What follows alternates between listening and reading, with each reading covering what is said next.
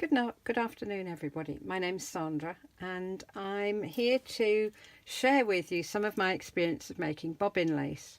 I've been making bobbin lace for about 30 years now, and I thought I would share some of my experiences, show you some of my examples, and also go through the equipment that you need to use when you want to make bobbin lace. So I have in front of me, that's a collar I've made, and that's a bookmark. And here we have a handkerchief edging.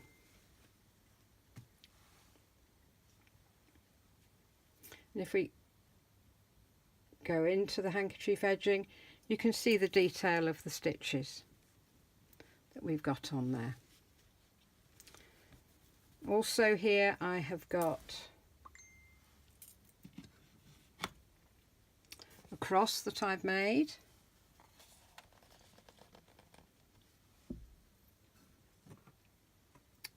And I've got Holly Hobby.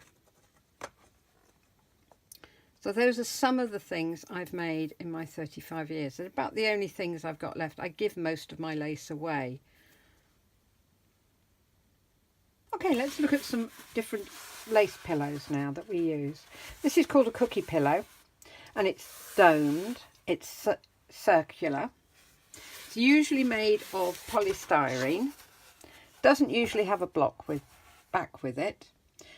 Cover it, tends to use dark coloured cloths over the top, always a non-flock cloth, so don't use a velvet or a toweling or anything like that, because that actually will rub off on your cotton that you're using, or it could actually help it to snag.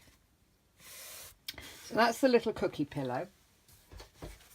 The second pillow I'm going to show you is a combined block and roller pillow. Now this is extremely useful. The cookie pillow I would use for little bookmarks, little motifs, just small things that you want to start with.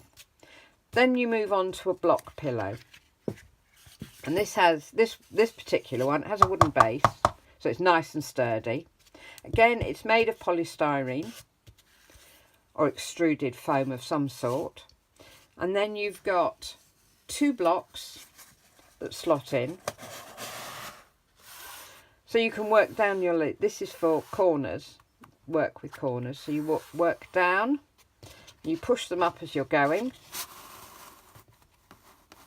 and then when you get to the point where you want to turn the lace, you very carefully tie all your bobbins together in the right order. You lift the corner up, turn it round, put it down, and then put in the other block, and you again work down. So it's very useful for things like tablecloth edgings, handkerchief edgings. And the other thing you can do with it, you can take one of the blocks out, you can put in it the roller that comes with it. And this little roller, you can then do straight strips. Now, I used this all summer to make my niece's wedding garter. And it's an extremely useful little pillow, this one, because it does the two. The last one I'm going to show you is my little travel pillow. Now, this little pillow, it's a little roller pillow. And as you can see, it's got its little roller there, and I've already got a pattern on it. And then it's got a little work area with a little travel cloth.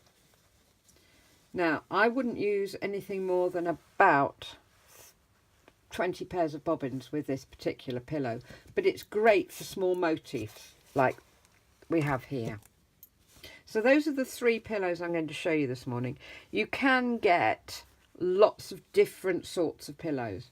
Always make sure that they are quite sturdy and that they have a base to them, and that they are basically going to work properly for you.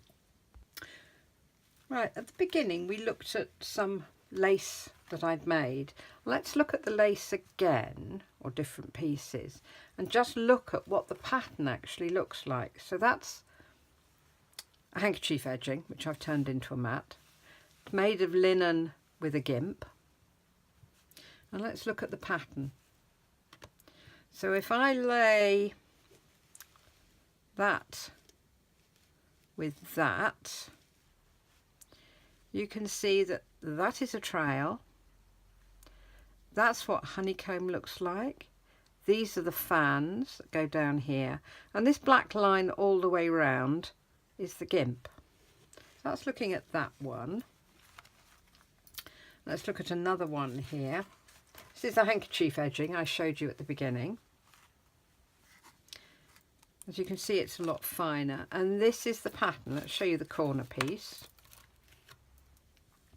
And you can see that we've got the spider,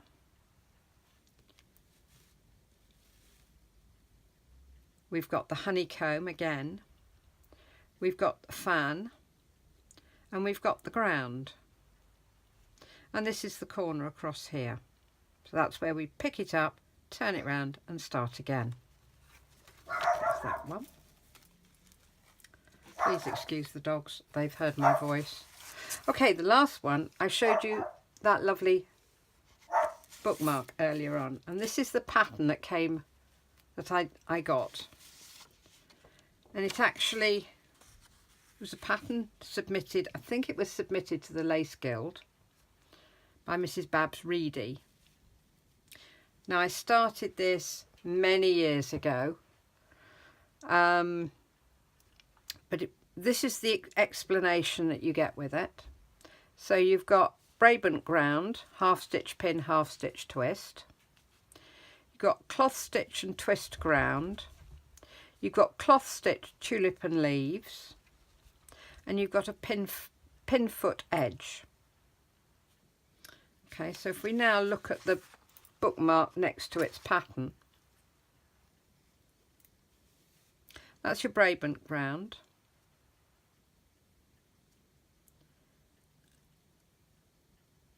And then you've got the holes. And then you've got cloth stitch tulip and leaves done in a different colour. And you've got a pin foot side. So it's not a double foot side, it's a pin foot side. And those are just some of the patterns.